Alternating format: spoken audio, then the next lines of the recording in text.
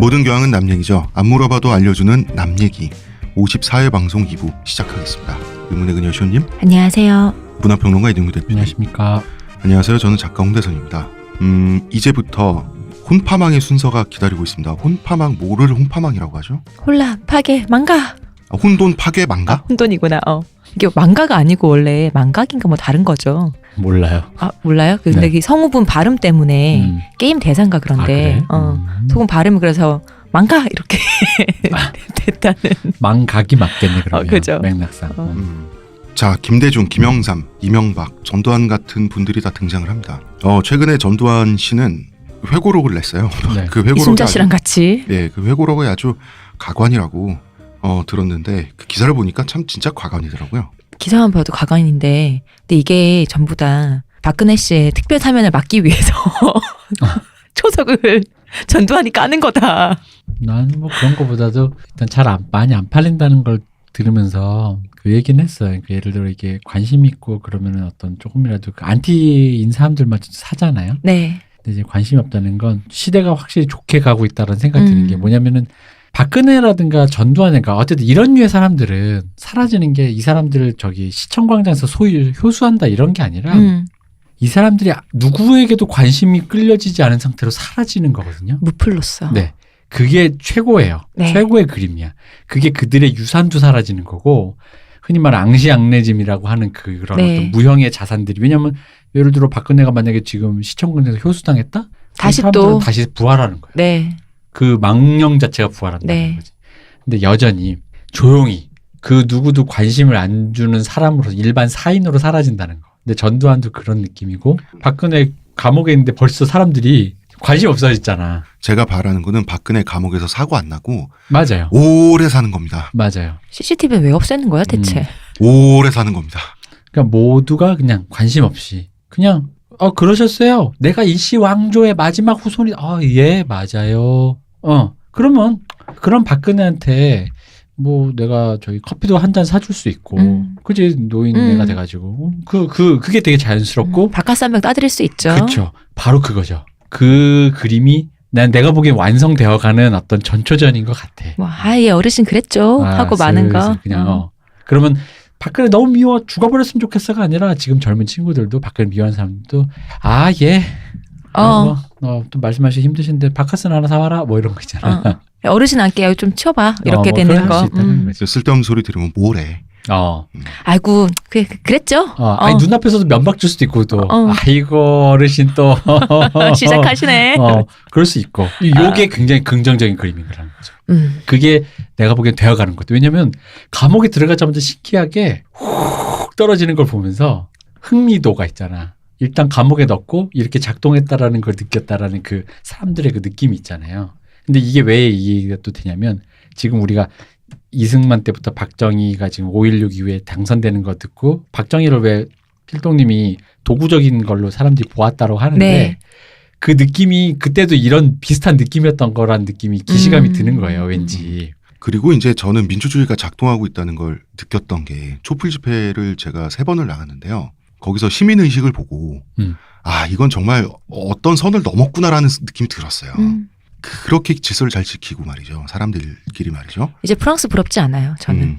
왜 늘 우리는 뭐 왕의 목을 못 쳐봐서 뭐 이런 얘기 하잖아요. 그 지점은 더 이상 이제 남아있지 않은 것 같아요. 프랑스 뭐 옛날 가끔 저번에 뭐 시위했는데 뭐 시위는 이 정도라고 하지. 뭐 경찰차 불태우고 막. 그렇게 하면 저기 우리가 조금 비웃었던 386 형들이 바로 추억의 사진첩을 꺼내면서 그렇죠. 얘들아 꽃병은 이렇게 만드는 거야. 어떻게 뭐라고? 시위가 어땠다고? 뭐 다 할 말 있지.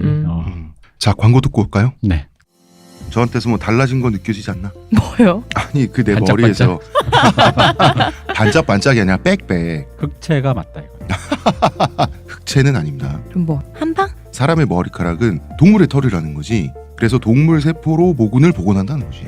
어떻게 돼? 가능합니다. 티스템 연구소의 동물줄기세포 배양액은 거짓말을 하지 않습니다. 나 이거 되는 거 보고 진짜 충격받았다니까. 지금 티스템 두피 클렌저와 두피 에센스를 검색해보세요.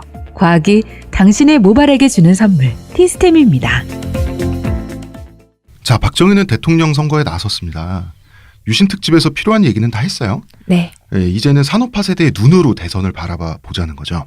민주당은 계급적 배경이 지주예요. 심지어 자기네들끼리 우리는 양반당이라고 되게 자랑스러워했어요.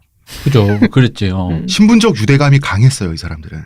그래서 이 사람들은 말이죠. 농지개혁을 추진한 조봉암은 자기네들의 계급적 기득권을 위협한 사람이죠. 네.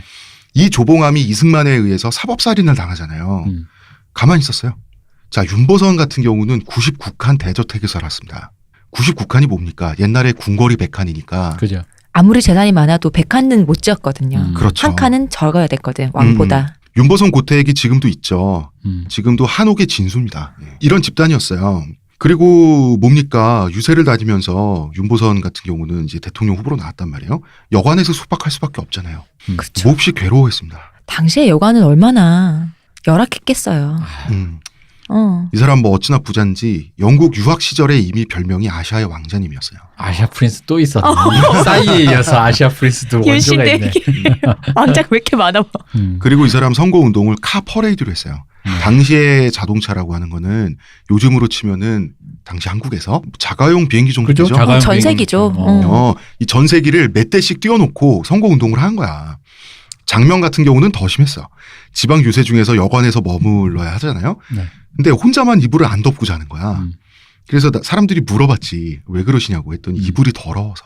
그리고 나는 이것도 좀 이해는 가 근데. 솔직히 이해 안 가지. 나 너무 이해 가. 이해 가지. 이 사람들을 욕하자는 게 아니라 그리고 이제 시골 주막에서 주모가 큰 인물 왔다고 친절하게 막걸리를 떠줬는데 네. 표주박이 더럽다고 안 마셨어요. 그것도 이해돼. 나도 이해가. 자, 이해는 되죠? 비이상하잖아. 이해는 되죠? 근데 이해는 정치 이러면 안 돼. 자, 이해는 그치. 되는데 이 모습이 유권자들 눈에 다 보인다는 거예요. 그럼 그죠. 어떻게 비치겠어요? 내가 되게 더러워. 그쵸. 야, 우리는 이거 맨날 먹는데 와 더럽다고 저러는 거 봐라. 그런데 박정희는 밀짚 모자를 쓰고 나타나서 농민들이 일하고 있는데 가가지고 같이 거들면서 선거운동을 해요. 그러니. 참고로 정치인들이 요새 뭐 서민행보라고 하죠. 네. 네. 다 선거 때 되면 갑자기 누구나 오뎅을 시장이니, 자셔. 이제 시장 가서 뭐 먹죠. 지하철이니 시골이니 다니면서 보여주는 일명 서민행보. 이거는 정확하게 박정희가 원조고요. 좌나 우나 모두가 애용하고 있습니다. 네. 이거 박정희가 시작한 겁니다. 그 왜 한 번씩 정치인들 먹방 쭈루미 이렇게 달아갖고 코멘트 달아놓은 거 한 번씩 나오는데 네. 너무 웃겨요. 그치. 오뎅은 다 먹잖아. 찰지게 자셨던 우리 각하. 그런데 서민행보는 좀 왁자지껄하고 떠들썩한 분위기 속에서 이루어지죠. 네. 그 시장 아주머니들하고 같이 막 이렇게 농담도 하고 하면서 뭐 요새 이게 어때요? 하기도 하고. 박정희는 외롭게 먹고 사라지는 타입이에요. 그 뒷모습을 남기는 여운 있죠. 네. 요거 기가 막히게 조절할 수 있는 사람이었어요. 진짜 타고난 아이돌이다. 이 사람은. 자, 1963년 대선은 우리나라 역사상 색깔 공격이 가장 극심했던 해입니다. 다름 아닌 윤보선이 박정희가 남로당 출신이라고 민주당에서 폭로를 한 거예요. 네. 박정희는 빨갱이다. 이게 선거운동의 거의 전부였어요. 네. 그런데 농민들은 말이죠. 지금 우리 생각이랑 달라요. 기득권보다는 빨갱이가 낫다고 생각한 거예요. 그것도 있고 빨갱이라는 레토릭이 이 당시에 그렇게 잘 먹혔다라고 안 보는 게 맞지 않나요? 마치 그 이정희 씨의 닭깎기 마사오 공격이 딱히 사람들에게 그닥 이렇게 먹히지 않았던 거랑 비슷한? 아, 맞아요. 이때 당시는 빨갱이라고 하는 것 자체를 도구적으로 실용적으로 인식을 했어요. 빨갱이들이 어떤 일을 하는 사람인가를 인식했어요. 왜냐하면 조봉암 때문에 그래요. 이 사람이 빨갱이로 몰려서 죽임당했지만 조봉암이 네. 이 조봉암의 농지개혁 덕택에 혜택을 본 사람들이란 말이에요. 다 유권자들이. 그래서 결과는 어떻게 되냐면 도시에서는 일제히 윤보선이 압승했어요. 네. 그런데 박정희는 대표적으로 5지역에서 몰표를 받으면서 가까스로 승리를 하게 되는 거거든요. 경상북도, 경상남도, 전라북도, 전라남도 그리고 제주도입니다. 이 5지역은 원주민들이 말이죠. 원래 있었던 사람들이 네. 지주와 외부 세력의 착취를 많이 나간 곳이에요. 역사적으로. 그리고 동학 농민운동을 비롯해서 밀란이라고 하는 건 뭡니까?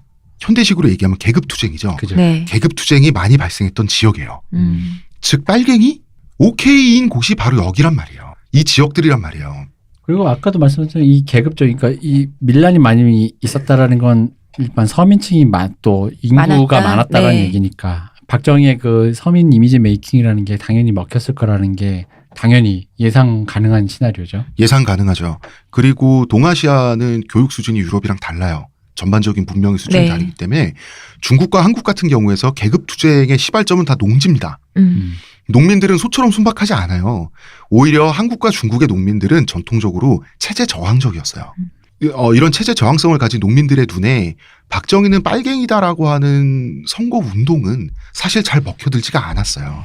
그리고 이게 사실 저는 보면은 이런 식의 어떤 그 몰고 가기 있잖아요. 그러니까 도덕성 비스무리한 이런 거 있잖아요. 뭐 빨갱이라느니 뭐 사기꾼이라 이런 게 선거에서 별로 안 먹힌다는 기분이 들어요. 그때 그 이정희 씨가 다카키 마사오 이러면서 네. 했던 얘기도 그렇고 이게 왜 그러냐면 윤보선의 빨갱이 공격 대신에 박정희 씨가 저기 경제개발이랑 뭐 어떻게 해보겠다는 네. 구체적인 어떤 공약을 얘기했는데 이게 그거랑도 똑같은 2007년에 이명박이 대통합 민주신당이 네. 이명박 BBK 하나 물고 들어지는데 거기에 비해서 이명박이 뭐 허언이었지만 747 경제 공약 얘기한 거 보면은 네.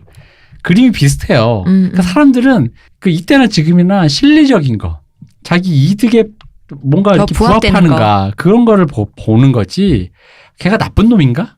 왜냐면 우리 인식 있잖아. 우리 예전에 그 필도님 얘기했던 거. 우리 항상 외국 놈들도 다 쟤네 걔네. 정치인도 그놈 저놈. 네. 그놈이 다 그놈이야. 그러니까 이놈들이 그런 놈들이가 내가 알겠고 그래서 어떻게 할 건데라는 게 어떻게 보면 기본적인 어떤 그 정서가 아니었나. 지금까지 내려오는. 그렇고요. 도덕적인 차원에서 이야기를 해봐도 이 사람이 정치적으로 빨갱이였느니 친일파였느니 하는 것보다 당시 사람들이 느끼는 거는 우리가 지난주에 얘기를 했었죠. 모두가 평등한 페어, 기회로 가득 찬 페어죠. 굉장히 이때 당시의 시대 정신 자체가 계급 타파적이었어요. 네. 그러면 혁명이라고 하는 것은 언제나 정치적으로 독립을 한다든지 이런 형태로도 정치적인 형태로도 일어나지만 경제 계급적으로도 일어나는 것이 혁명이죠. 혁명이라고 하는 건 경제 계급이 썰려 나가고 한 계급이 그 하위 계급이 부상하는 것도 혁명의 한 형태라는 거예요. 네. 그리고 이것이 오히려 제주도 같은 경우에는 정치적인 문제까지도 가요. 왜냐하면 이때는 4.3 항쟁 이후예요. 네. 4.3 항쟁 때 제주도민들이 육지에서 내려온 군인들한테 엄청나게 많이 학살을 당하죠. 그죠. 이 사람들은 그래서 조병옥 같은 경우는 무슨 말을 합니까? 민주당의 조병옥 같은 경우는 제주도 전토에 휘발유를 뿌려 태워서라도 저 제주도의 모든 빨갱이들을 청소해야 된다는 말까지 했어요. 그래서 이 제주도 사람들은 이 빨갱이한테 손가락질하고 빨갱이는 죽어도 돼라고 말하는 육지 사람들 있죠. 이 사람들에 대한 타오르는 증오를 어떻게 잊는데 말은 할 수 없잖아. 학살당할 수 없으니까. 그렇죠. 투표는 할 수 있죠. 이 제주도 사람들은 거의 박정희를 지지하기로 결의하다시피 합니다. 왜 결이냐. 제주도에는 괜당이라고 하는 문화가 있습니다. 괜당 문화는 무조건 자기로부터 혈통적으로나 관계적으로나 가까운 사람을 정치적 신념과 상관없이 당에 상관없이 찍는 게 괜당 문화예요. 왜냐하면 제주도의 역사라고 하는 것은 외부 침입 세력에 의해서 너무나 많은 착취를 겪은 역사다 보니까 이런 어떤 자기중심적인 이런 문화가 지금 있거든요. 이걸 괜당 문화라고 하는데 그럼 이 괜당 문화의 근거에서 생각해 보세요. 제주도민 입장에서. 우리가 빨갱이라고 다 죽임당한 지역인데 빨갱이라고 욕먹는 사람이 육지에서 대통령 선거운동을 하고 있잖아요. 찍지 나 같아도. 그것도 있고 반대로 생각하면 이럴 수도 있죠. 윤보선이라는 사람이 어쨌든 간에 빨갱이라고 지금 지목을 했다는 건 저 사람이 빨갱이 색출 작업을 하는 사람이라는 거죠. 근데 우리는 빨갱이 색출 작업을 통해서 피해를 본 사람이잖아. 네. 그럼 만약에 윤보선이 저런 짓을 하면 저 화살이 어디로 가겠어. 그러니까 그런 짓을 다시 되풀이하고 싶지는 않겠죠. 그러면 빨갱이네 어쩌냐고 이것저것 사람을 가리켜서 지목하는 사람을 뽑아주고 싶지는 않죠. 적어도 오히려 구체적인 얘기 그냥 뭐 경제개발하겠습니다. 그런 얘기하는 사람을 뽑죠. 너무나도 지극히 당연한 결과라고. 지극히 당연해요. 네. 물론 민주당에는 독립운동가들이 있습니다. 네. 윤보선도 독립운동가였고요. 당연히 뭐 장택상도 독립운동을 했고요. 네. 자, 독립운동은 위대한 일이 맞아요. 국민들도 당연히 존경했어요. 그런데 자, 민주당의 독립운동가들이 고초를 당한 건 맞고요. 일제강점기 때. 네. 손해를 본 바도 있어요. 그러나 윤보선이나 장면이나 장택상 같은 사람들은 일제강점기에 고착된 계급적 특권 있죠. 지주라고 하는 이 특권을 잃은 사람들은 결코 아니었어요. 여전히 부자였으니까. 그러면 이 사람들 투표를 하는 사람들 입장에서는 계급적인 투표를 할 수가 있는 거예요. 자, 이 고정관념이 우리의 고정관념이 이제 그 균열을 내는 작업을 하고 있는데 여촌야도. 여촌야도 현상은 이승만 시기에도 있긴 있었어요. 그런데 박정희가 처음 단성되면서부터 본격적으로 시작된 거예요. 여촌야도란 건 뭡니까? 전통적으로 여당은 촌에서 시골에서 여당을 많이 찍고 도시에서는 야당을 많이 찍는다. 네. 우리나라 진보 보수를 네. 했을 때 자, 도시에는 지식인들도 많고 학생들도 많죠. 좀 배운 사람들이 있다 보니까 이 사람들은 절차적인 정당성을 중요시할 수 있어요. 그쵸? 절차적으로 어쨌든 박정희는 쿠데타를 통해서 대통령 선거에 나온 사람이잖아요. 예, 이 사람들은 또 삶의 조건도 농촌보다 나아요. 기본 인프라가 다르니까요. 하지만 인구의 절대 다수를 차지하는 농민들의 눈에는 절차적인 정당성보다는 삶의 개선이 더 중요해요. 그럴 수밖에 없지 않았을까냐는 거죠. 똑같이 지금 도시가 하는 것처럼 등도 가로등도 달아야 되고 도로도 깔아야 되고 물도 펌프가 아니고 수도로 바꿔야 되고 하는데 그런 딱 직접적으로 오는 삶의 개선을 해주는 사람을 찍죠. 아, 6남매가 직업을 가져야 돼요. 그거보다 더 본질적으로. 여촌야도 형상을 우리가 단순하게 보면은 이렇게 보일 수 있어요. 촌민들은 지적 수준이 낮아서 그리고 도시에서는 사람들이 좀 배워서 올바른 선택을 할 수 있는데 이 시골의 촌민들이 보수 기득권 세력의 거짓말을 언제나 믿어서 네. 속는 투표를 하기 때문에 우리나라가 이 모양이다라고 하는 관념이 굉장히 깊게 박혀 있는 것이 사실이에요. 진보 진영에. 근데 사실 그거는 뭐 일면의 진실은 담고 있지만 적어도 네. 만약 이 당시 뭐 이승만 때부터 이 박정희까지는 조금은 결이 다르거든요. 왜냐면은 이 당시에 수도권에서 그러니까 흔히 말하는 도라고 하는 것이 네. 도시라고 하는 것이 수도권이라는 게 주로 북에서 이주한 사람들도 많고 물론 교육 수준이 높은 사람들도 몰려 있죠. 하지만 대부분이 이제 그 이촌향도 때문에 이방인들이란 말이야. 네. 지역에서 그러니까 그런 사람들이 보수적으로 선택한 게 민주당 지주 자본가. 근데 그게 이제 여당 혹은 야당이 된 거고 경제개발 및 실리적으로 선택했는데 그게 농촌 출신의 박정희였기 때문인 거고 이게 나중에 여당이 된 것일 뿐이에요. 근데 이제 그게 아시겠지만 마치 그 서민 출신의 박정희가 나중에 독재자가 된 뭔가 꼬인 그런 스텝이 된 식으로, 네. 것이고 자본가 출신인데 왠지 그 실리적으로 왜 장택상처럼 네. 빨갱이가 돼가지고 아빠는 친일파인데 빨갱이가 돼가지고 진보적으로 뭔가 어떤 의제를 하고 독립운동을 하려고 했던 그런 것처럼 이게 서로가 꼬여가는 한국의 이 꼬여가는 난맥상에서 보는 게 맞지 여촌 야도라고 이렇게 생각하면은 솔직히 뭐 약간 여기에는 그것도 있어요. 촌사람 너무 무시한다. 맞습니다. 네. 맞아요. 저 무지렁이 노인네들 뭘 알지도 못하고 그냥 저기 육개장 하나 얻어먹고 1번 찍으라고 그냥 1번 찍을 이런 거 있잖아요. 그러면 안 된다. 그러면 안 됩니다. 막걸리가 그렇게 좋더냐. 참고로 저희 집에 네. 김영삼 시계, 노태우 시계 다 있었습니다. 이제 그런 식으로 생각을 하는 것이 과연 타인에 대한 예의가 맞는 것인가. 그러니까요. 뭐 그 정도까지는 우리가 고찰을 해볼 수가 있는 거고요. 네. 자, 윤보선은 이제 자기는 부정선거로 졌다 이거야.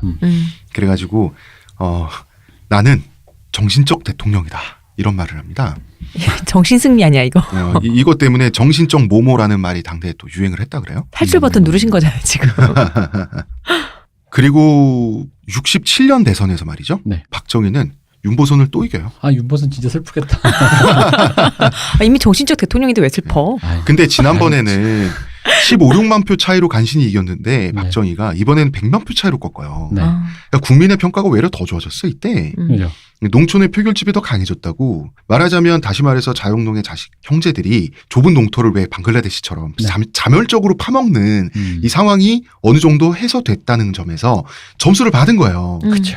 그러니까 지난 4년 동안 직업이 늘어난 거를 점수 평가를 받은 거예요. 경제가 성장했다. 네. 그러니까 이 결과에 미국은 미국대로 당황했고요. 네. 아니 왜 저 빨갱이가 뭐 이러고 있고. 자꾸 뽑히나. 1966년까지 1차 5개년 계획 성장률이 네. 7.1%였거든요. 실제로는 7.8%가 나왔어요. 근데 경제 성장률이 7%라는 건 엄청난 거 아니야? 어마어마한 거죠. 네. 자, 괜찮게 하니 한 번 더 기회를 줘볼까라고 하는 것이 표심으로 나타났던 거예요. 네. 우리가 불편해할 만한 또 다른 역사적 진실이 있습니다. 네. 윤보선은 자 또 졌는데 네. 이번에도 박정희는 빨갱이다 이거 또 물을 붙인 거예요. 이게 참 깝깝하다. 그러니까 이명박 BBK 박근혜 아버지 다카키 마사오 오카모토 미노루 계속 이런 지금 느낌이라는 자꾸, 거죠. 특히나 윤보선이 보기에 아니 지난 몇 년 동안의 그 개발 독재란 말을 민주당이 이때 만들어낸 말입니다. 네. 개발 독재하는 거 보니까 딱 공산주의 시기다. 그러니까 안 된다. 아니 그것 때문에 되면 되는 거잖아. 물론 이제 경제 개발의 폭력성을 지적하긴 했어요. 이렇게 폭력적인 경제 성장을 해가면서 갈려나가는 사람들, 네. 이 사람들 왜 책임 안 지냐. 근데 이거는 당시 사회가 그랬어요. 당시에 산업화 세대들 자체가 낙오자들을 돌아보질 않았어요. 그죠. 그러다 보니까 이 사람들이 지적한 그 불편함이 네. 투표하러 오는 사람 얘기인 거예요. 내 얘기인 거야. 그럼 나를 욕하는 거잖아. 그치. 지적하는 이거를 쉽게 받아들이긴 쉽지 않죠. 당시에 산업화 세대 남성들 진짜 폭력적이었어요. 그죠. 그러니까 공사 현장에서 자재에 깔린 사람이 있다 이거예요. 네. 예, 이 사람은 뭐 팔다리 뭐 어떻게 없어졌을 거 아니야. 애초에 투표소에 걸어서 못 와요. 투표는 살아남은 사람들의 게임이에요. 그러니까요. 자, 이렇게 보수 우파와 진보 좌파의 도그마가 또 균열이 생기는데 색깔 말고 또 다른 건수가 필요하다고 민주당은 생각을 합니다. 이제사. 사람이 학습을 하는 겁니다. 하나가 더 있어야 되겠다. 네. 윤보선을 위한 저격수로 장준하 선생이 이번에 등판을 합니다. 근데 이게 그러니까 다른 걸 공약이나 이런 걸로 학습을 했으면 아 이게 안 먹히니까 해야 되겠다는데 그게 아니라 더 정교한 저격수를 학습이 안 됐어 아직까지도. 근데 장준하 학습 선생은 이상하게 했어. 처음에 5.16이 발발했을 때 5.16을 지지했다가 그죠. 이제는 이제는 안 되겠다라고 해서 등을 돌리는 분이에요. 네. 그래서 내가 필요하다면 저격수로 나서겠소 된 거예요. 그래서 장준하는 이제 대부분의 국민들이 모르는 걸 이제 깜짝 알려주게 되는 거죠. 네. 그게 뭐냐면 빨갱이는 많이 얘기했으니까 이제 알겠지. 빨갱이 다 아, 아니까. 빨갱이 하나 더 받고 하나 하나 더. 자 저 만주군 장교 출신이라고. 쪽발이까지. 그렇죠. 선생님 쪽발이. 일본 천황에게 혈서로 충성을 맹세한 민족 배신자. 뭐 맞는 말이지. 외놈 요걸로 부역자. 맹공격을 해요. 야, 이게 이로써 거의 한반도에서 그랜드 슬램 아닌가요? 그랜드 슬램. 일본 빨갱이. 네, 더블 펀치를 달성하는 거죠. 그래서 지금 진보 진영의 도그마가 뭐냐면 어쩐지 박정희가 국민들에게 친일 전력을 숨기는 데 성공했고 네. 민족의식을 고취한 부분 있잖아요. 이순신 장군님을 그죠. 예. 성공화하고 네. 외색 근절 김구 사업이라든지 선생님. 네. 이것도 이 국민들을 속이는 차원이라고 믿는 경향이 있는데요. 네. 박정희는 김구와 이순신을 진심으로 좋아했고요. 그거는 유신 특집에서 다 얘기를 했고 네. 그건 그 진심을 그냥 이렇게 한 거고 이때 이 시점에 국민들은 박정희의 만주군 장교 전력을 다 알게 됐다는 거지. 장준하 선생님 덕분에. 자, 그러니까 여기까지 얘기하니까 지난 2007년과 그 2012년인가요? 대선이 네, 그 당시에 역시 진보 진영의 레토릭이 참 뭐랄까 약간 그렇게 느껴집니다. 학습이 안 됐다. 나는 뭘 할 거다라는 얘기보단 저놈이 이런 놈이다라는 놈에 집중한다라는 게. 그리고 월남전 파병은 청부전쟁 아니냐. 이런 걸로 이제 그 비난을 했는데 근데 그거 다 동의했잖아. 국민들이 다 동의했다고. 그걸로 청부전쟁 돈 벌어러 가서 우리 애들 먹여 살리겠다라고 해서 간 거잖아, 사실. 근데 그 내적 폭력성은 또 우리가 시대적인 고찰은 해봐야 된다. 반성적 고찰은 해봐야 되는데 자, 장준하의 저격은 내적 모순이 있죠. 왜냐하면 장준하는 옛날부터 박정희가 만주군 출신이라는 사실을 알고 있었어요. 그래서 박정희한테 면박을 준 적이 있다고. 뻔히 안 상태에서 5.16 쿠데타 지지했죠. 그리고 박정희 사진도 다 아는 상태에서 사상계에 실어줬어. 국민적 지지를 한번 해달라고. 애초에 박정희를 앞에 세워놓고 너 만주군 출신 아니냐면서 면박을 준 일이 있었다고요. 그 전에. 네. 근데 이제 와서. 자, 그러면 우리 다른 사람 말고 장준하 선생님의 기준으로 봐요. 장준하 선생님 할 수 있어. 왜냐면 이번 광복군이잖아. 이 사람 네. 광복군 출신이니까 광복군 출신의 기준으로 보는 게 가장 우리 민족적이지 않아요? 그죠. 자, 이 사람이 아니면 아닌 겁니다. 맞잖아. 장준하 선생님은 박정희를 세워두고 면박을 줬어요. 네. 만주군 출신은 면박을 당할 일, 즉 부끄러운 일을 한 거죠. 그죠. 네. 근데 죽을 일은 아닌 거지. 그러니까 절멸의 존재는 아니었잖아요. 그렇지. 면박을 당하는 것에서 끝날 일이라는 얘기죠. 다시 말하면 당대 사람들은 만주군 출신 이력을 친일이나 민족 반역 행위로 간주하지 않았습니다. 광복군이 그렇게 간주하지 않았습니다. 부끄러운 줄 알아라. 그치, 그러니까 그 정도. 그냥 이거죠. 그러니까 어른들이 우리 하나 난디해라 그러고 있는 거지. 그러니까 그 정도까지는 정상적인 국민의 이론으로 봐줬다. 왜냐하면 그렇지 않았다면 장준하 선생님이 박정희의 쿠데타를 지지해 줄 이유가 있나요? 없죠. 그럴 수가 없어요. 절멸의 존재인데. 물론 여러분이 장준하 선생님의 기준을 따라야만 하는 이유는 없어요. 맞아요. 그러나 역사적 사실은 이랬다는 거예요. 그리고 저도 개인적으로 얘기를 하면 국격의 차원에서 제국주의 군대의 일원이었잖아요. 네. 이런 사람이 우리나라에서 과거 우리나라를 장기 통치했다라는 사실이 유쾌하진 않아요. 뭐 장기는 장기인데 생각해 보면 그때 홍 작가님 했던 비유가 정확한 것 같아. 뭐 김시황조에 비하면요, 뭐 별것도 아니지, 뭐 그 정도는 뭐. 그러니까 장준하 선생의 저격은 그 자체로 틀린 말은 아니죠. 네. 그런데 선거 결과로만 따지면 안 통했어요. 그리고 월남전. 그리고 당시 사람들 바본가요? 사실은 평화수호가 아니라 청부전쟁일 뿐이야. 여러분은 용병이라고. 대리전쟁 하는 거 알고 갔잖아요. 이렇게 떠들었다고요. 민주당이 이렇게 외쳤어요. 그러니까 이게 국민들을 무시하는 어떤 지적인 도그마를 보여주는 거죠. 진실을 외쳐가지고 유권자를 계몽시키면 올바른 투표를 하겠지라고 믿었던 거예요. 그런데 당시 산업화 세대는 청부 전쟁인 거 알고 갔고요. 돈 벌러 갔어요. 그러니까 이게 참 그런 게 여태까지 너희들은 잘못됐고 이젠 이걸 알아야 한다라는 식의 접근이 같은 방식이라도 그렇다면 우리가 이제부터는 이래야 할 때다라는 식으로 접근해야 되는데 그게 아니라 너희들은 몰랐다. 그러니까 우리 사회가 반성 없이 우리 사회가 반성 없이 동의한 이 전쟁에 대해서 이 전쟁의 이면과 우리 사회의 국가적인 양심에 대해서 이제는 생각해 볼 때다라고 말하면 되잖아. 그렇죠. 이게 정확한 레토릭이어야 되는데 이게 그거예요. 그러니까 지금도 요런 맥락이랑 비슷하게 벌어지는 게 흔히 말하는 지금 이제 진보진에서 흔히 말하는 정체성 정치로 가는 거죠. 네. 뭐 흔히 말하는 저 마누라 패던 저 한남 새끼 아버지들 다 한남이야 이런 얘기들. 근데 그게 그 사람들의 그 계급적인 배경 그들이 예를 들어 교육을 받지 못하여 그런 세련됨이가 없어서 가부장제적인 그 여성주의로만 얘기하자면 그런 사람이 어머니를 패고 살았는데 그렇다고 해서 그 사람이 어머니를 어떻게 무조건 착취만 했느냐. 그런 부분 그 맥락은 그럼 그 기준은 그 어머니는 어떻게 교육되었고 그 아버지는 교육됐고 그 근간은 어딘가. 그럼 우리는 앞으로 어떻게 해야 되는가 이런 얘기를 해야 되는데 지금과 똑같은 거지. 잘못됐어. 라고 해버리면 지금도 똑같잖아요. 반발심만 생기죠. 이런 식이잖아요. 야만인으로 남을래 아니면 교화될래. 그러니까 그거는 그렇지 교화될래. 그 방식은 굉장히 좀 뭐랄까 폭력적이라는 거지. 근데 이 방식이 그러니까 여기서도 그렇게 안 먹힌다라는 거죠.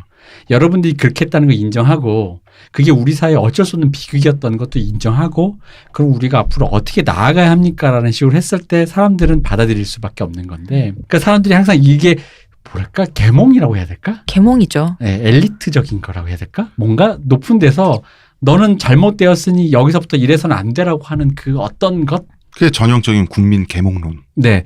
그러니까 이 방식들이 안 먹힌다는 게 여기서부터 너무 보이거든요. 네.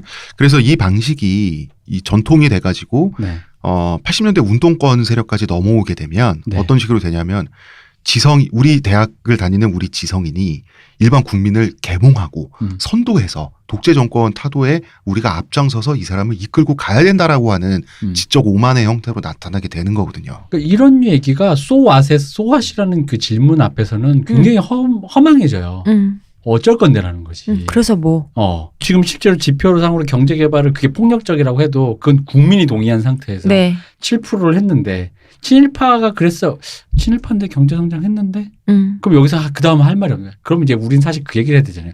그러니까 그때 당시는 그건 비극이었다. 옳지 않은 방식으로 뭔가 옳지 않게 우리가 해왔다. 하지만 여기까지 왔다면 우리는 이제 그래서는 안 되는 거 아닌가라는 거에 대한 얘기를 해. 이게 솔직히 말하면 과거와 화해하는 방식이잖아요. 네. 근데 우리가 이 작업을 여전히 뭐랄까 손을 못 내밀고 있다라고 느껴진달까요?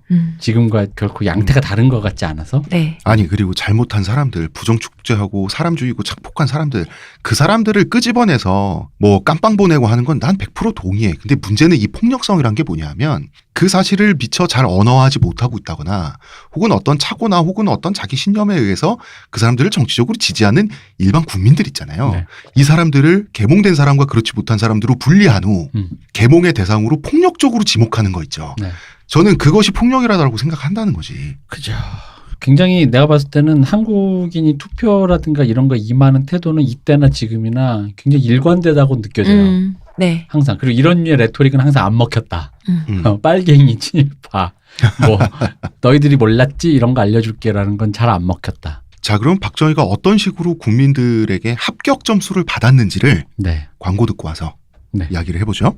하루의 건강을 위해 자 아로니아 농축액을 물에 섞어 마시는 것도 귀찮다고. 그런 당신을 위한 평산네이처의 새로운 야심작 하루니아. 하루에 한 포 알약으로 섭취하는 아로니아 농축액입니다. 이제 건강과 함께 간편함도 챙기세요. 국내 최대 함량, 최다 판매를 자랑하는 평산네이처가 만들었습니다. 전 편한 게 제일 좋아요. 하루니아. 자, 박정희 대통령 됐습니다. 네. 1963년이에요. 야, 이제 미국은 황당하죠. 미국의 강력한 압박을 받게 됩니다. 당시에 미국 CIA가 후진국 정권 하나 뒤집는 거 일도 아니었죠. 네. 뭐 칠레가 이렇게 넘어갔지 뭐. 박정희도 그걸 뻔히 알죠. 박정희는 군 정보과 출신이에요. 네. CIA의 위력에 대해서 누구보다 잘 감지할 수밖에 없어요. 도저히 이 나라를 이길 수가 없겠다. 밑보인 상태에서. 그래서 박정희는 화끈하게 월남전 파병해 드릴게요. 미국은 정말요? 이렇게 되는 거죠. 미국은 즐거운 비명을 지릅니다. 그렇죠. 그래서 무려 10년 동안 노터치를 약속합니다. 그것도 있고 어쨌든 그 남의 전쟁 들어가면 그 돈이 들어오잖아요. 네. 그렇죠. 다 겸사겸사한 거죠. 네. 그렇지만 노터치지 도와준다는 건 아니에요. 재집권은 아까 뭐 두 번째 이긴 선거, 재집권은 박정희가 알아서 해야 돼. 무엇보다 박정희가 입안한 대기업 위주 수출주도, 중공업 육성, 이 모델 있잖아요. 경제 성장 모델. 이걸 다시 말하자면 선진국 모방 및 따라잡기. 네. 요걸 영어로는 캐치업 모델이라고 합니다. 어떻게든 기술을 가져서 네. 우리가 기술을 보유한 나라가 되겠다라고 이제 아. 결의한 거죠. 예. 미국은 원조를 해주긴 했어요. 네. 그런데 자기네들이 원래 이거 해라고 시켰던 왜 가발 만들고 옷 만들고 비누 만드는 네. 수입 대체 산업에는 원조를 해줬는데요. 음. 캐치업 모델에 관련해서는 돈 안 줬어요. 그죠. 기술을 가져가는 건 뭐 왜 그건- 내고 그 외도 줘야 돼. 그냥 니들 뭐 비누나 만들고 수건이나 만들어. 그리고 니네 자급자족해 이거지. 니네 그럴 만한 능력도 없어 보이고 이건 우리한테 샀어야지. 그치. 중공업 관련 차관은 차갑게 거절했습니다. 네. 근데 이런 상황에서 홀로 4년 동안의 경제 개발의 성과를 국민들한테 증명을 해야만 했었어요. 여기서 우리나라와 정말 비교할 수 있는 나라가 기가 막히게 있습니다. 칠레라는 나라가 있습니다. 네.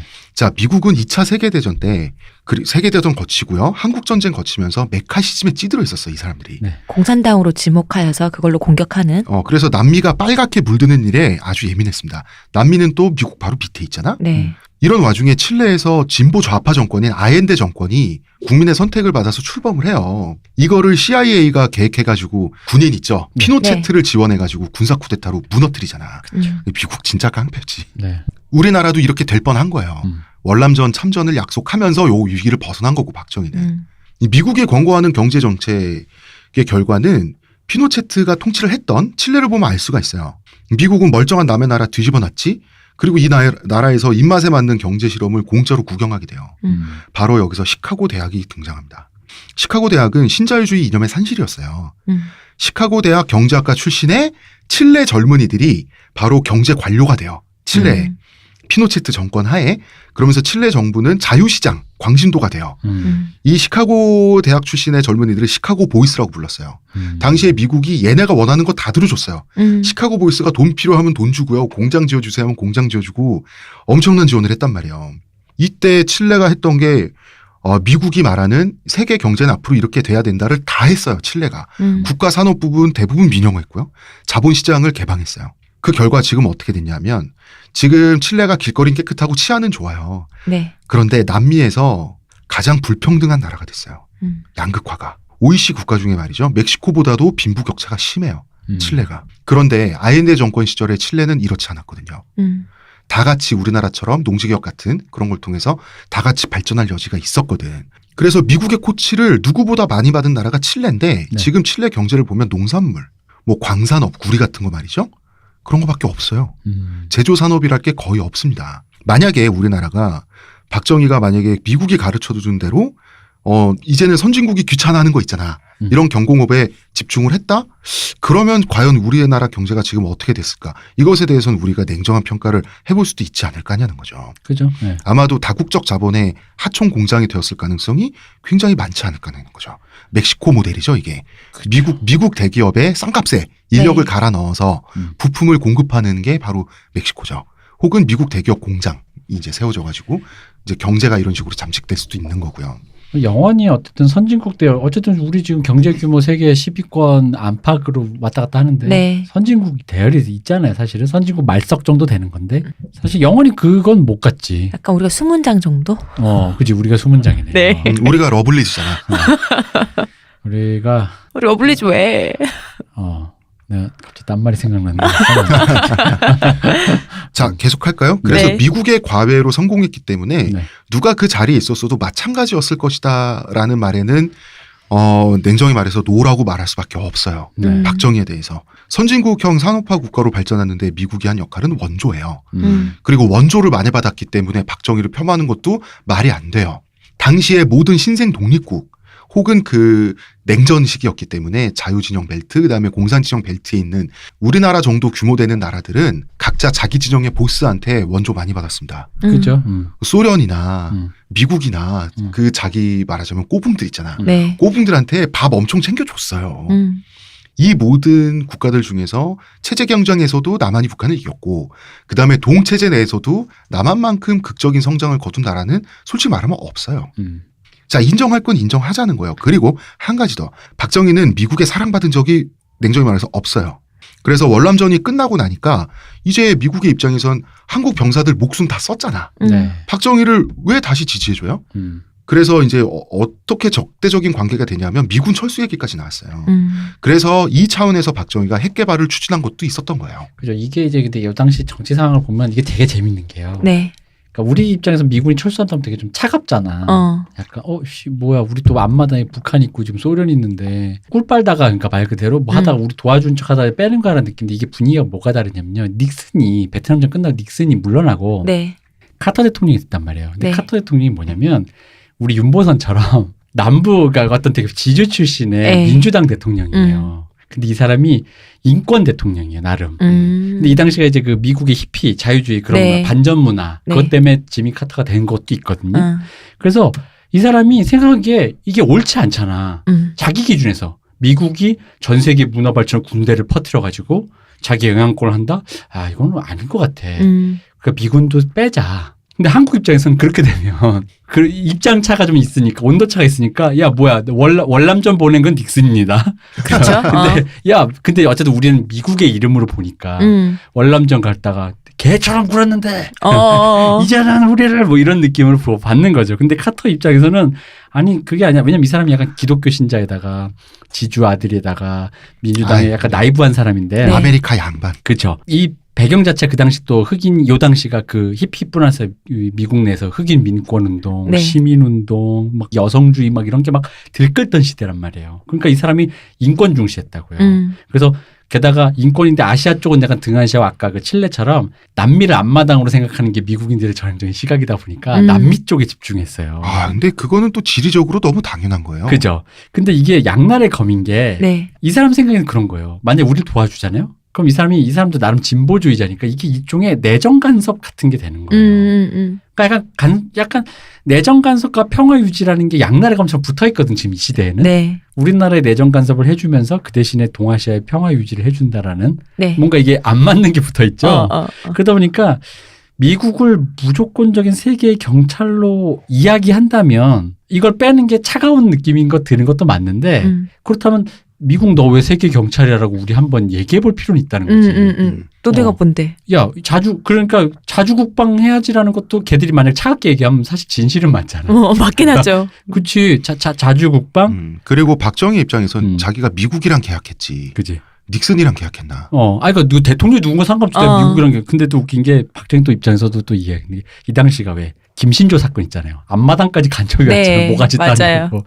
그리고 뭐 미군 함정이 막 납포되고 뭐 그런 사건도 있어요. 그러니까 자기한테는 실질적 위협인 거예요. 그러니까 뭐해? 남은 것은 뉴클리어나. 뉴클리어 방. 당연한 논리입니다. 당연한 논리 이거는. 그래서 미국은 야 뉴클리어 하지 마 하는데 박정희는 할 거야. 그치? 네, 그래서 박정희는 우리가 알고 있는 것처럼 그러니까 보수나 좌파나 다 이렇게 생각하잖아 박정희를. 근데 네. 그렇지 않아요. 박정희는 친미 자본주의자가 아니에요. 그죠? 이 사람은 실리주의자고. 네. 더 재밌는 건 이게 서방 세계 제1세계 내부 교란자가 한 명 있었어요 이때. 누구예요? 프랑스가 핵 확산을 네. 굉장히 이렇게 했어요. 그래서 다른 사람들의 재처리 시설도 막 해주고 그러니까 핵폭탄을 막 할 수 있게끔 약간 그런 식으로 까는 거야. 그래서 우리도 프랑스에서 그 기술을 받았어요. 박정희가. 그래서 이제 하게 된 거야. 이제 경찰 중에서 보스형인 미국 입장에서는 얘가 내부 교란자잖아. 야, 쟤한테 짱돌 주지 말라고. 누가 화염병 하는 거 만든 거 가르쳐 주래. 그거예요. 그래가지고 근데 이게 프랑스는 프랑스대로 입장이 있죠. 네, 그죠. 우리가 현재 국력이 니네가 보스지. 원래 이 유럽 문화란 건 말이야. 그지. 1세기의 그 구대륙의 또 자존심이야. 너 원래, 뭔데? 근본 없는 양키가. 원래 서구 무다란 건 말이야. 원래 우리 거야. 이런 게 또 프랑스한테 있는 거죠. 그러니까 이제 요런 맥락들을 다 안 보면은 또 여기 잘못은 왜 박정희가 그래도 한국의 민족 기강을 위해 핵을 만들려고 좌절된 왜 민족 영도자처럼 또 포장되는 게 있잖아요. 그건 아니야. 그건 아니야. 그것도 아니야. 그건 아니에요. 그러니까 이것도 저것도 아니라는 거지. 자, 박정희는 이제 경제개발 성공 못하면 죽게 생겼어요. 네. 중고검 육성 정책했다고 했잖아요. 네. 자, 문제는 돈이죠. 그죠. 자, 미국은 돈 안 줘요. 중고검에는 안 줘요. 특히 제철. 왜냐면 중공업에 돈이 많이 들잖아요. 이게. 어마어마하게 돈이 들죠. 이게 왜냐면 가발 만드는 거 왜 그런 무슨 저기 미싱 하나 사주는 거랑은 차원이 다르잖아요. 그 골리앗 크레인 같은 게 있어야 네. 배를 만들 거 아니에요. 용광로 하면. 그럼 그게 미싱 한 대, 미싱 10대 사주는 거랑은 아니면 차원이 다르죠. 미싱 없으면은 사람 모아서 손으로 꿰매라고 이렇게 되는데 그렇지 그치. 않잖아 이런 건. 그죠. 쇠를 녹이고 그 담그고 어떻게 합니까 중공업을. 그래서 왜 중국의 사채업자들은 식당을 처음 개업하는 요리사가 네. 돈을 빌려달라고 할 때 음. 전통적으로 중국에서는 볶음밥을 먹는데요. 볶음밥을 만들어달라고 해서 그 맛을 보고 빌려줄 돈의 양을 결정하는 거예요. 볶음밥이 가장 기본이니까. 근데 그 볶음밥은 조미료도 쓰면 안 되고 오직 계란과 밥만으로. 오직 계란 볶음밥. 이거 내가 좋아하는 우리 좋아하는 데 있잖아요. 거기구나. 맛있죠. 이야, 음. 그렇지. 예, 그렇다고 하더라고요. 자, 내가 무슨 얘기했지? 그런데 미국이 박정희를 보기에, 미국이 우리나라를 보기에 요리를 못하게 생겼어. 라면, 그러니까 경공업은 컵라면에 물 붓고 끓여 먹어라가 경공업인데. 지금 박정희 얼굴 새까맣다고 인종차별 하는 거야. 내가 말했잖아. 그 까만 건 어릴 때 화로에 엎어져가지고. 간장 어머님이 간장을 드셔서. 이 레이시스트들 이거 안 되겠구만. 자, 차관 제공 거부했어요. 근데 박정희는 경제개발 자체는 중공업 위주로 세워놨잖아. 그죠. 중공업의 그 펀더멘탈 중에 펀더멘탈이 뭐예요? 제철이잖아. 네. 네. 자, 근데 미국이 돈 안 줘. 돈은 없어. 자, 돈 나올 구멍. 돈 나올 구멍. 그래서 박정희는 굴욕적인 한일 청구권 협상을 하게 되는 겁니다. 자, 일본이다. 미국이 아니면 일본이다. 그렇죠. 너 나한테 빚진 거 있지? 자, 이 결과가 한일 기본조약이죠. 네. 이게 뭡니까? 그렇죠. 한일협정. 우리가 보통 한일협정이라고 지금부터 그냥 통일을 하면 되겠습니다. 네네.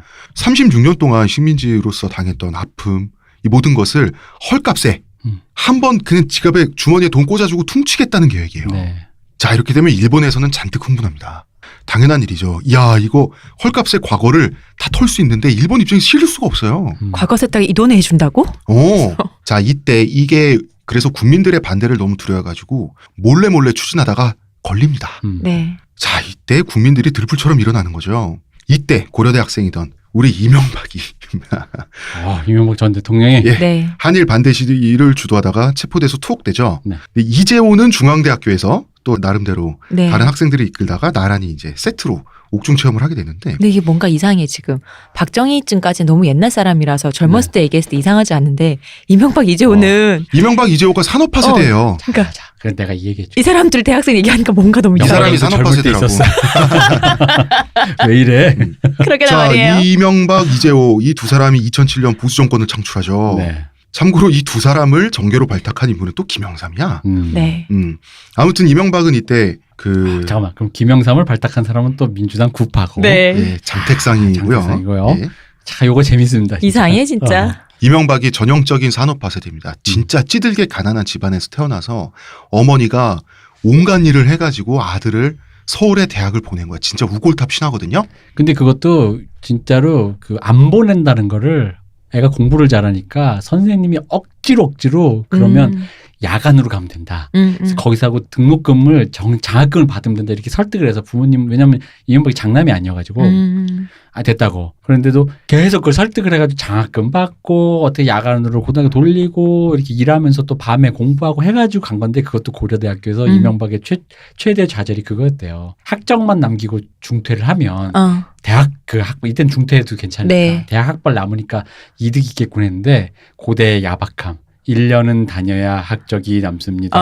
합격자는 고대인이 아닙니다. 이렇게 된 거지. 그래서 대학 등록금 마련해야 되는 거야. 이게 되게 그 당시에 그분의 굉장한 슬픔이었다 그러더라고요. 그런데 이제 자식들을 너무 가난한 상태에서 밤낮 없이 키우느라고 이명박의 어머님 되시는 분이 굉장히 건강이 안 좋았대요. 근데 면회를 왔는데 아들이 수척해져가지고 이제 죄수복을 입고 있잖아요. 그걸 보고 정신이 혼미해져가지고 면회 시간이 3분의 1이 지나기 전에 자리를 떴다 그러더라고요. 말없이. 그러고 나서 얼마 안 있어서 심장마비로 돌아가요. 심장병으로. 그 해 바로. 이게 이명박에게 엄청난 충격이었어요. 자, 봐봐요. 정의를 위해서 싸우다가 자기 자신을 위해서 헌신한 어머니에게 불효를 저질렀어요. 근데 이건 만회도 안 돼. 이미 돌아가셔서 고생만 하고 네. 그 후 현대에 입사한 이명박은 괴물로 성장합니다. 그러니까 이건 이해 가능하죠. 네. 내가 뭔가 큰 뜻을 위해 낚았다가 가족 하나 건사 못했다라는 거에 대한 후회가 밀려오는 건 우리 많이 봤잖아요. 네. 그래서 그리고 사람이 나서 차갑게 돌아서는 건 있을 수 있죠. 있을 수 있어요. 심지어 스탈린도 이런 경우가 있었어요. 네. 스탈린이 옛날에 그렇게 잘생기고 시인이었어요. 그 스탈린이 이미 젊었을 때 이 사람이 쓴 시가 교과서에 올라갔어요. 그 정도로 굉장히 명망 있는 시인이었고 혁명가였는데 러시아 제국에 붙잡혀가지고 시베리아 유형소에서 강제노동하고 막 이러고 있을 때 아내가 아픈 상태에서 병 걸린 상태에서 굶어 죽었어요. 네. 그러니까 그래서- 굶어 죽었잖아요. 그래서 아내의 시신을 붙잡고 오열하면서 몇 번인가 혼절을 해요. 그러고 나서 마지막으로 일어났을 때 친구를 붙잡고 선언을 하죠. 나는 일체 인간적 감정을 상실했으며 기꺼이 놓아보낼 것이다. 그 낭만적이던 사람이 약간 이명박도 비슷한. 그래서 네. 이명박 경제 괴물이 되잖아요. 그렇죠. 경제 동물이 그 되잖아요. 사람이 돈에 대한 끝없는 집착. 이유가 있다니까. 자, 한일협정은 굴욕협정이죠. 굴욕협상 맞아요. 이게 네. 굴욕적이지 않으면 이게 거짓말이야. 근데 말도 안- 잠깐. 근데 이거를 우리가 자세히 얘기해야 돼. 왜냐하면 사실 굴욕 협상이라고 해버리면 이 굴욕이 누구에게 당한 굴욕, 즉 적개심의 방향은 어디로 갈 것인가 우리가 얘기를 해봐야 되는데 왜냐하면요, 제가 왜 이 얘기를 하냐면 굴욕 협상이라고 하면 이 누구에게 굴욕을 당했다라는 거에 누구가 반일 감정으로 주로 치닫는다는 거죠. 그렇죠. 이 쪽벌이 새끼들이 말이야. 지들 잘못한 건 반성도 안 하고 그냥 알량한 돈 찔러주면서 말이야. 근데 이제 우리가 이걸 좀 생각을 해봐야 돼요. 저는 솔직히 말하면 굴욕이라고 만약에 말할 거면 이 협약을 뒤에서 강제한 미국 그리고 1세계의 질서, 그 당시 제국주의에서 2차 대전 끝났을 때 승전국이었던 강대국이라고 보는 거죠. 왜냐면은 식민 지배를 사과하지 않고 돈을 준 거예요. 그러니까 뭐냐면 정서를 달래지 않았어요, 첫째.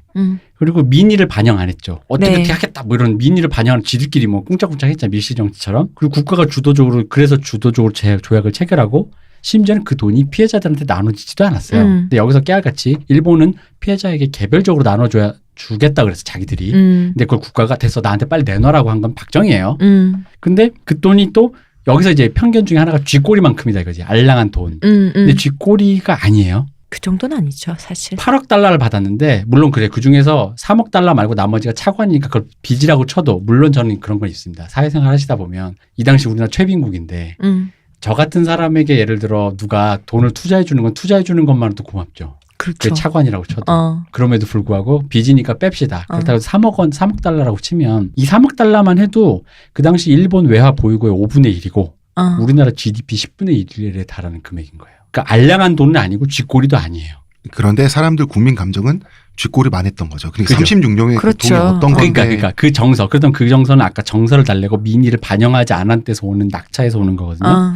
근데 여기에 꼬여있는 난맥상이 그거예요. 한국은 승전국이 아니라 식민지 지배를 당한 나라로 인정당했잖아요. 네. 우리네가 승전국으로 참 그 샌프란시스코 강화 조약에서 이미 협정이 끝나버렸단 말이에요. 심지어는 그러니까 전쟁 배상을 받은 게 아니에요. 우리 식민 지배를 당한 나라로서 그냥 챙겨준 거예요. 원조를 받았죠. 근데 승전국 참여하지 못한 것이 이 샌프란시스코 강화 조약인데 이게 이 조약이 막 한창 진행되고 있을 당시가 우리나라 한국 전쟁할 때였어. 또 어쨌든 이승만이 그래도 미국 통이어서 가서 어떻게 뭐 이렇게 이게 어프로치를 한 걸로 내가 알고 있는데 갔는지 안 간지 모르겠지만 어프로치 했다고 들었는데 알겠지만 이게 이제 안 먹혔죠. 근데 이거는 그거랑 생각한 게 이게 왜 그러냐면 독일도 뭐 사람들이 네. 독일 뭐 이렇게 사과했다 이러는데 독일도 아프리카 같은 식민 지배했던 나라한테는 이거보다 더 못했어요. 독일은 지금 슬슬 아프리카에 대해서도 사과를 한 해 만에 이러고 있는데 독일의 철저한 사과는 진짜 냉정하게 얘기하겠습니다. 백인들을 대상으로 했습니다. 그렇습니다. 그리고 승전국을 대상으로 한 네. 그냥 그거예요. 게다가 땅덩이가 붙어있기 때문에 옆 나라에서 같이 왕따 당할 수 없었다라는 그것도 있는 거죠. 근데 이 협상의 주된 내용이 식민지배 당시 있었던 법률적인 일에 대한 보상이나 미지급 임금 같은 거 있어요. 징용당했는데 돈 안 받다 이런 거잖아. 그리고 피해 보상이라는 의미가 사실상 이게 사실상 없는 거예요. 엄밀히 말하면은. 모든 걸 퉁친다는 말에 그 양쪽 다 미쳐 있었어요. 그렇죠. 그러니까 이쪽은 모든 걸 퉁쳐서 빨리 돈을 받아야 되고 저쪽은 모든 걸 퉁친다면 나중에 어떤 말을 갖다 붙여도 되잖아. 그죠. 일본의 입장에서는. 게다가 여기에 이제 구체적인 피해 사례에 대한 조사도 불충분한 데다가 우리는 이제 우리가 그걸 식민지다 보니까 그걸 막 요구할 수 없는 상황이 있었는데 네. 앞으로 또 밝혀질 피해 사례. 예를 들어 이 당시에는 여성에 대한 그게 낮았기 때문에 위안부 여성들이 나설 수가 없었단 말이에요. 네. 화장년 취급받으니까. 그래서 90년대나 들어서 나는데 그거 나중에 밝혀지는 그런 거에 대해서 앞으로 소급해서 어떻게 하겠다라는 거에 대해서 전혀 얘기가 없었던 그러니까 한번 민의가 반영이 안 됐다라는 거죠. 근데 여기서 이걸 만약에 반영을 하려면 그 당시 이 얘기가 있었어요. 식민지배를 어떻게 보느냐. 근데 이게 한국이 두 개가 달라요. 우리는 식민지배, 을사조에 이걸 불법으로 보는 거고 네. 그 당시 이 사람들은 합법으로 보는 거죠. 근데 그 당시 샌프란시스코 강화조약의 전쟁 상태 사람들의 기준의 정서는 제국주의는 그냥 거의 합법으로 본다 이거죠. 근데 이제 니들이 졌으니까 내놔라라는 식. 근데 이게 흔히 말하는 국제관계 냉엄한 질서라는 거죠. 물론 이게 이제 영문으로 된 조약과 한국어로 된 조약과 일본어로 된 조약 서로 지금 해석이 달라가지고 지금 네. 여기서 또 꼬여버린 거예요. 거기다가 플러스. 그렇다면 이거는 일제 식민지 시대에 중국, 러시아, 미국, 일본 등이 설치고 그 이전 조선시대 중국의 속국이었던 거와 마찬가지로 1세계 놈들이 지들 입맛에 따라서 마음대로 했던 거거든요. 굴욕이라고 말하려면 바로 여기를 짚어야 돼요. 그래서 샌프란시스코 협정 그리고 조약 해석을 지금 우리가 해석을 달리하겠다라고 하는데 그 해석을 둘러싼 비엔나 협약 네. 그리고 점령군이라 하더라도 적국의 재산을 침범하지 않겠다는 헤이그 조약을 미군이 어겼어요. 우리나라에 남겨진 일본 애들이 남기고 간 그 적산들 다 우리나라 사람들이 불화했잖아. 네. 그럼 이제 그거를 가닥가닥 풀어서 접근할 필요성은 결과적으로 보면 있지만 그죠? 당시 박정희 정권의 입장에서는 일단 돈이 있어야 돼. 돈이 있어야 돼. 돈이 있어야 되니까 말하자면 졸속인 거지. 어마어마한 졸속이었던 거지. 게다가 왜냐면 이거 방금 말했지만 샌프란시스코 협정 전에 비엔나 협약 있고 비엔나 협약 때 헤이그 조약이 있는데 네. 이게 세계의 질서에서 합의된 조약이란 말이에요. 그럼 이거를 우리가 그 얘기하면 이것까지 다 뒤집어야 돼요. 1세기 애들이 해놓은 그 애들의 조약들을 다 뒤집어야 돼요. 그러면 뭐냐면 비난의 화살은 정확하게 1세기 놈들 이놈들아 이거거든요. 그러니까 제국의 위안부에서도 이 꼬여있는 한일협정에 이 꼬여있는 얘기에서 그분이 비판하신 게 박여교수 네. 비판은 결국은 이게 제국주의와 1세기 강대국의 그 냉엄한 질서라는 거지. 거기에 대해서 그 세계적인 질서에 대해서 가고 그래서 우리가 왜 낭만적이나마 세계 시민 얘기 가끔 했던 이유가 네. 뭐냐면 야 이제 우리가 전 세계가 이렇게 되면 안 되지 않겠냐라고 얘기해야 되는데 아직도 그러고 있잖아. 그러니까 태양의 후예라는 얘기를 우리가 그 드라마를 보면서 네. 그래서는 안 된다는 게 그거예요. 아직도 그런 로망을 품고 있다라는 거지. 우리가 강대국만 되면 우리가 강대국이 되면 이렇게 업신여기 아니라고. 강대국 이놈들이 했기 때문에 우리는 이걸 당한 거예요. 그래서 우리가 강대국 되면 이 조약을 뒤집어 엎을 거야가 아니라 아까 얘기했듯이 이건 비극이야. 이거 어쩔 수 없어. 그리고 니들 그런 식으로 했던 거 잘못됐어. 그럼 우리가 어떻게 해야 돼라는 식으로 접근해야 된다는 거죠. 이 난맥상들을 다 얘기 안 하는데 이걸 이렇게 얘기하면 저 같은 경우도 네. 아마 우리 방송 들으시면 친일파라고 생각할 거야. 그러게. 그러니까 일본 잘했다는 얘기야? 그러니까 왜냐면 이럴 거라고. 그러다 보니까 우리 정부도 반일 감정 쪽으로만 계속 화살을 돌리려고 하고 자기들의 무능을 감추려고 한단 말이에요. 그래서 하나만한 판결 있잖아. 일본은 배상의 책임이 있다 이래놓고 그럼 배상의 책임 있으면 정부가 나서서 뭘 해줘요. 협상해줘야 되고 협상 안 하잖아. 그리고 졸속으로 뭐 해주잖아. 그리고 반일 감정은 일본 쪽으로만 보낸다는 거지. 항상 이런 식이라는 역시 거죠. 일본 놈들. 이렇게. 그리고 아까 왜냐면 굴욕 협상 이래버리면 역시 일본 놈들. 이런 식으로 이게 30년째 공회전하고 있다라는 거지. 그리고 이 공회전의 책임은 물론 박정희가 많이 지어야 되는 건 사실이고. 네. 근데 이 사람의 목적은 돈이야, 돈. 무조건. 그러니까 왜 제가 이 말을 드리냐면 좀 이따 방금 이제 홍 작가님 말씀하실 김대중 사쿠라론. 네. 김대중이 왜 그런 얘기를 했는가에 대해서가 김대중은 알고 있었다고. 자, 당시 국민 분위기는 제2의 의사조약, 경술국치, 현대판 한일병합, 외놈돈은 현해탄에 버려라. 그러니까. 이러고 있어요. 이 감정은 전 100% 이해한다니까. 감정은 이해합니다. 네. 당연하죠. 자, 이때 야권에서 한 정치인이 홀로 한일 청구권 협상을 지지하고 나섰는데요. 네. 김대중입니다. 그렇습니다. 네. 우리의 그래서 생각과 다르죠? 그 유명한 우리 아버지도 흔히 말씀하셨다. 김대중 사쿠라. 김대중은요, 이때 완전히 떠오르는 젊은 정치인이었지. 정치 생명을 걸고 야권에서 홀로 이걸 지지를 하게 된 거예요. 네. 그런데 옳고 그름을 떠나서 이게 옳았는지 글렀는지는 우리가 각자 생각해 볼 수 있어요. 그런데 김대중의 입장에서 용기 있는 행동이에요. 그리고 이건 사실 그러니까 저희가 아까 옳고 그름의 영역이 아닌 것 같다는 거죠. 해석의 영역인 것 같아요. 네. 결국은 둘 다 일장일단이 있거든요. 봐봐요. 선택의 문제라는 거죠. 야권 전체가 박정희를 비난하고 네. 야권 지지자들은 물론이고 국민 감정도 안 좋아. 이럴 때 혼자 이러고 나선 거예요. 이때가 DJ 같은 경우는 정치 생명 중에 자기가 가장 힘들었던 시기였다고. 힘들죠. 고문도 이에 비할 수 없다.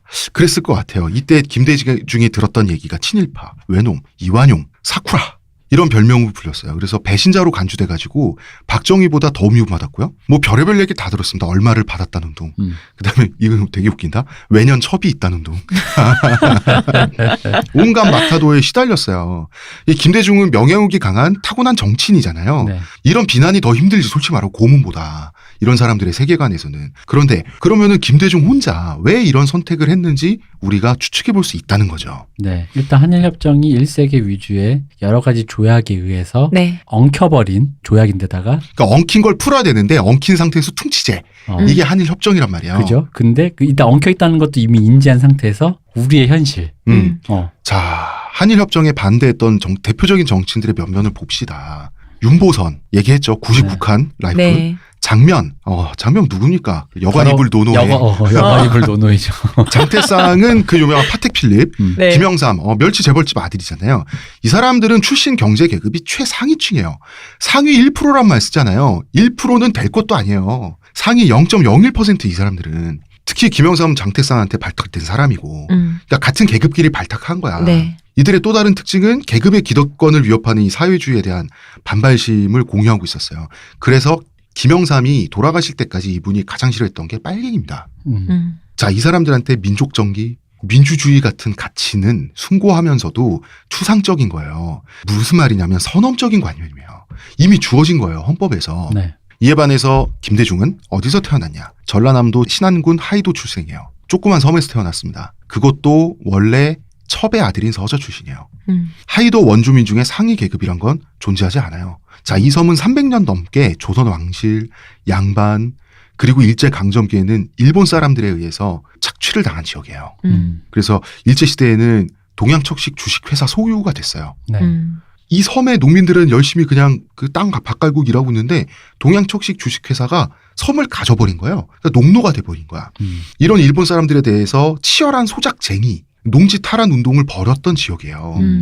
그러니까 김대중은 가난하면서도 혁명적인 환경에서 자란 사람이에요. 그리고 김대중의 혁명은 독립이니 뭐냐는 정치혁명 이전의 계급혁명이에요. 지주로부터 땅을 되찾겠다라고 하는 프롤레타리아 혁명의 분위기 속에서 자란 사람이에요. 그러다 보니까 DJ는 어떻습니까? 농촌의 가정마다 공간으로 빨리 내보내야 될 6남매가 다 자라 있는 광경을 현실에서 보고 산 인물이죠. 네. 이랬던 김대중에게 민족의 탈출구는 자존심이 아니라 산업 공간 확보라는 걸 알았던 거예요. 그렇죠. 그러니까 이 사람은 실리라는 네. 걸 알았고 철저히 계급적으로 사고한 거죠. 지금 당장 필요한 거. 이 계급을 좀 더 나아지게 만들기 위해서 필요한 것은 산업공간, 돈이다. 그렇다면 그 돈이 어떤 돈이냐라는 거는 일단 차치한다. 그렇죠. 미국이 안 주면 자존심을 팔아가면서도 해야 나중에 중진국이나 될 수 있고 그 뒤에나 선진국이 돼가지고 일본하고도 티격태격 할 수가 있는 거지. 그렇죠. 지금 이 10년, 20년을 놓치면 우리나라는 영원히 후진국이 될 거라는 거를 디제는 알았던 거예요. 그래서 저는 그러니까 그게 뭐 후지다 이 얘기가 아니라 가치가 중요한 사람도 있어요. 네. 그리고 실리가 중요한 사람도 있어요. 그건 내가 보기엔 선택의 문제라는 거죠. 누구에게는 때려 죽여도 버릴 수 없는 자존심이라는 게 있는 것이고 누구에겐 지금 당장 자존심을 버려서라도 누군가 입으로 먹여야 된다라는 생각이 앞서는 사람이 있다는 거죠. 근데 그거를 가리켜 그러니까 예를 들어 아버지가 자존심 때문에 애들을 굶겨 죽였던 네. 아버지가 나가서 무릎을 꿇다가 애 입에 밥을 넣었던 그건 둘 다 그 의미로 이해할 수 있잖아요. 네. 어떤 게 더 후진 아버지고 후진 어떤 사람이라고 얘기할 수는 없다라는 거지. 그리고 더 중요한 거는 가난과 투쟁이라고 하는 것은 살갗으로 체험하는 거예요. 네. 지금 장택상, 윤보선, 장면, 김영삼 이런 사람들이 좀 멀어요. 그죠. 아니, 많이 멀죠. 원래 가치라는 게 내가 살만하면 원래 나오는 거잖아요. 솔직히 말하면. 그 이 돈을 가지고 어떤 돈이든 상관없이 이 돈을 가지고 다 같이 잘 살아보세. 운동을 펼치지 않으면 다 굶어 죽겠다라고 생각해서 절규하는 거거든요. 지금 네. 여기서 김대중은 그럼 이게 양심이 없는 행동인가요? 오히려 굉장히 용기 있는 정치적 선택이 아니냐는 거죠. 자, 또 재밌는 사실. 우리가 만주 군관학교에 입학한 다카키 마사오를 욕하죠. 네. 김대중의 창시개명 이름은 도요타 다이주죠. 그렇습니다. 김대중은 만주국의 건국대학에 입학하려고 했습니다. 그런데 입학하려고 했는데 도덕적 고민을 하다가 좌절당한 게 아니라 태평양 전쟁으로 들어가고 싶었는데도 못 들어갔어. 그러면은 이때 당시에 둘 다 빈농 출신인 네. 그 낮은 계급 출신인 이 사람들이 뭔가 해보기 위해서 뭔가 배우고 뭔가 꿈을 펼치기 위해서 창시개명도 하고 만주국의 유학을 하나는 가는데 성공했고 네. 한 명은 가려고 했다는 점에서 김대중과 박정희의 현실주의와 실용주의와 계급적 배경은 같다. 그렇죠. 이 얘기는 할 수 있어요. 그래서 김대중은 박정희를 정치 생명을 걸고 지지해 줬지만 나중에 고속도로 뚫을 때 호남을 배제하고 경부선만 뚫으면서 네. DJ를 좌절시켰죠. 참 깨알 같은 우리 네. 박정희 선생. 자, 그렇습니다. 우리 김대중 얘기도 잠깐 해봐야 될 것 같아요. 이 사람이 워낙 대정치인이다 보니까 원래 DJ는 목포상구 출신이죠. 네. 최초의 직업이 선박회사 경리예요. 근데 이때는 사상적으로 처음 정치에 이 사람이 관심을 둘 때는 이 사람이 계급혁명적인 분위기에서 성장을 했으니까 소작쟁이 어른들이 하는 걸 보면서 자랐잖아요. 네. 그래서 처음에는 좌익 세력들하고 함께해요. 그러다가 좌익이 소련의 신탁 통치에 찬성을 하잖아요. 네. 그 뒤에 또 결별합니다. 아무리 그래도 민족이 먼저지. 그러니까 굉장히 사고관이 유연하죠. 그 후에 자본가가 돼요. 이 사람이 선박회사 경리를 일하다가 보니까 워낙 머리가 좋은 분이다 보니까 어떻게 선박회사가 돌아가는지를 이제 다 파악을 한 거죠. 그래서 배 한 척으로 선박회사를 차립니다. 나중에는 조금 있다가 수십 톤짜리 배를 여러 척을 소유하는 자본가가 되는데 성공해요. 그래서 한국전쟁 때 인민군한테 잡혀가지고 처형 직전까지 갔어요, 이 사람이. 그러니까 이게 김대중 빨갱이라고 생각하는 사람들에게는 그리고 목숨을 걸고 탈출을 합니다. 이런 모습을 본 거예요. 동포끼리 사상이 다르다고 붙잡고 죽이고 색출하고 처형하고 이제 그 비극을 목격하고 자기도 죽을 뻔하고 이 과정을 거치면서 사상이 대체 뭔가라는 생각을 하게 되는 거예요. 네. 그래서 사상적으로 DJ는 굉장히 유연해진 상태였다는 거예요. 그것이 무엇이간데 민족끼리 죽이냐. 그렇죠. 그래서 민족 동포끼리 자존심이 죽이느냐. 무엇이간데 민족 자존심이 무엇이간데 지금 산업 발전해야 되는데 돈다발을 현해탄에 버리라는 말까지 나오냐라는 말을 할 수 있겠어 없겠어요. DJ가. 이분이라면 할 수 있죠. 할 수 있는 거예요. 그 다음에 이 사람은 전쟁 기간에 목포 해상방위대 대장 되잖아요. 후방에서 공비소탕하고 보급하는 임무지. 자기가 이제 배가 여러 척 네. 있으니까 지원을 해주는 거지. 그래서 일선에선 또 이런다. 전선에서 앞장서 싸우지 않았으니까 결국 빨갱이야. 분명히 내통했을 거야. 박정희도 말이죠. 후방 보급부대 사령관이었습니다. 네. 자, 그러니까 김대중이 빨갱이라는 얘기는 참. 자, 아무튼 출신 배경이 둘 다 하층민이고 하층민들을 보고 자랐고요. 네. 한 사람은 군사 엘리트고요. 한 사람은 상업 엘리트예요. 둘 다 만주에서의 기회를 꿈꿨던 사람이 청년기 때. 이 두 사람의 의견이 일치한 것은 어찌 보면 필연적일 수도 있다는 거예요. 그러니까 이것도 역시 어떻게 보면 자기의 계급적 성분 혹은 계급적인 그 기원에서부터 네. 사고방식이 이제 출발했다라고 보면 되는 거죠. 그렇죠. 그리고 이 시기에 저희가 내일 3부에서 더 자세히 얘기를 하겠지만 이 시기의 분위기는 10년, 20년 동안의 산업화 시기 동안의 분위기 말이죠. 이 분위기는 굉장히 혁명적이었어요. 그리고 사람들은 혁명성을 가지고 박정희를 지지하기도 하고 비판하기도 하고요. DJ를 어떤 사람들은 DJ를 선택하기도 해요. 그 이야기를 3부에서 계속해 나가면서 드디어 우리 3부에서 산업화 세대 개개인들의 면면의 그 살냄새를 한번 확인해보는 작업에 들어가게 될 것 같습니다. 네. 자, 2부는 여기까지 하고요. 네. 의문의 그녀 시온님, 감사합니다. 문화평론가 이동규 대표님. 감사합니다. 감사합니다. 저는 작가 홍대선입니다.